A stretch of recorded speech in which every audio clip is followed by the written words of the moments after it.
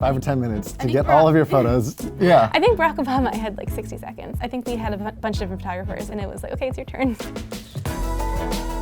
I'm coming in to model. I don't know about these GQ poses.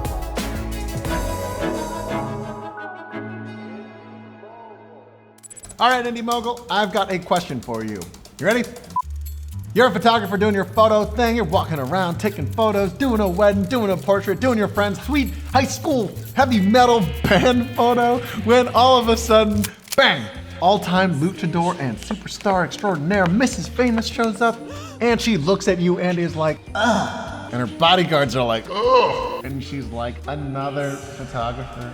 But then something unexpected happens. She looks at you and she says, I'm gonna pose for 60 seconds. Take your best shot.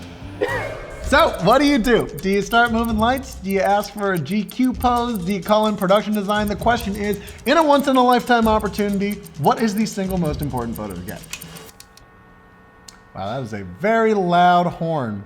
Fortunately, here at Indy Mogul, we know a photographer that has not only had that experience, not only one time, but many times in her career. So we headed off to Boston, Massachusetts to go ask her for some advice.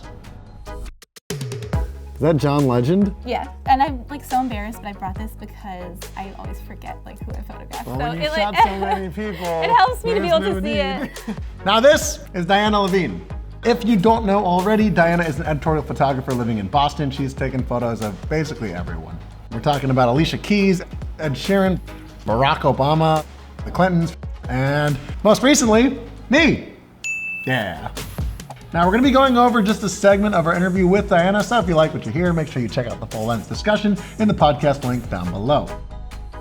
I actually started my career in magazines, so I was a designer at Boston Magazine actually. I really got a kind of a behind the scenes look at what is important in a freelance photographer because I was hiring the photographers. Now the reason this is so important is because before Diana even started her career, she had an eye for not only knowing how to choose photos, but also what photos sell. And that varies because depending on what type of photographer you are, what style you're known for, the type of shot that's going to sell best will change with what you are.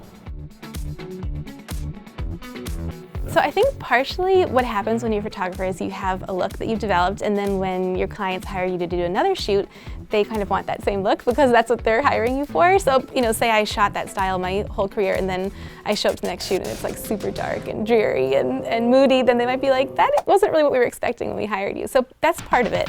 Now personally, I love the style of Diana. Her photos are bright, her compositions are clear, and perhaps, probably most important, her people always look natural. So, how do you do it? How do you shoot photos that sell? How do you shoot just a little bit more like Diana Levine? What goes into sort of your classic editorial look for something like this? So I actually don't light very complicated. Like the only times I use like between 4 and 6 lights would be on an advertising job for the clothing brand. But for portraits and editorial, I often shoot with just 1 light. Flat lighting. I feel kind of embarrassed for saying this. Yes, flat lighting. Listen up, you cine dudes. You peeps sitting there Googling cinematic this and cinematic that, and now you feel a little tingle in your brain every time you hear the word cinematic. Now, I think that flat lighting gets a bad rap, mostly because it's seen as easy, and that's because, in a sense, flat lighting is what you're gonna get from normal 3-point lighting, or even if you stick a big bright light right in front of your subject. Frontal lighting gets like a really bad rap, I think, in a lot of like mood photography or in like cinema because, you know, it's seen as like a flat look or something like that. Why do you choose kind of frontal lighting when you shoot celebrities? So sometimes I find that using 1 light just kind of frees me up to think about interacting with the person and making them feel comfortable and looking at their clothing, and I don't have to think so much about, you know, is my backlight firing? You know, I like the simplicity of having 1 light. I know what you're thinking. Pretend. I'm not a sellout. I want to make art. I didn't think that these photos were going to be easy, and I don't want to take them. I'm not saying that these photos are easy. I'm saying that the lighting is easy, and that's on purpose. So we are going to do something unprecedented here to explain the point together. Here are 2 tips at the same time. Tip 1, keep the lighting simple to make more time. And 2, use that time to make your talent a little bit more comfortable. My mental energy is spent trying to make them feel comfortable and make them feel relaxed and figuring out what their best angles are. A lot of my clients, they really want their readers to like know who that is immediately when they see it. They want them to click the article or to open the magazine. So for me, I like shooting with one light. One, because I like how it looks. It also just frees me up to think about other things. Say you're walking into a space, something more like these, kind of documentary style shoots. You have no lights. So for a lot of those, what I'll do is I will just look for the biggest windows I can possibly find, and then I just stand right in front of the window, and then I photograph them using that kind of as the light behind me.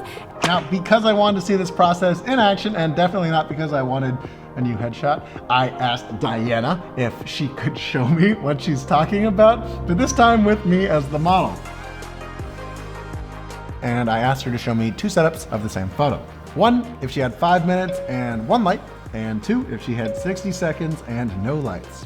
Alrighty, so we're going for our first take. Diana, what are we doing? We are gonna do one simple setup with one big octobank to the right of the subject, a little bit higher and a little bit tilted down, and then we're just gonna work on posing and getting our subject comfortable. Yeah, so when it comes to posing, obviously I have no idea what I'm doing.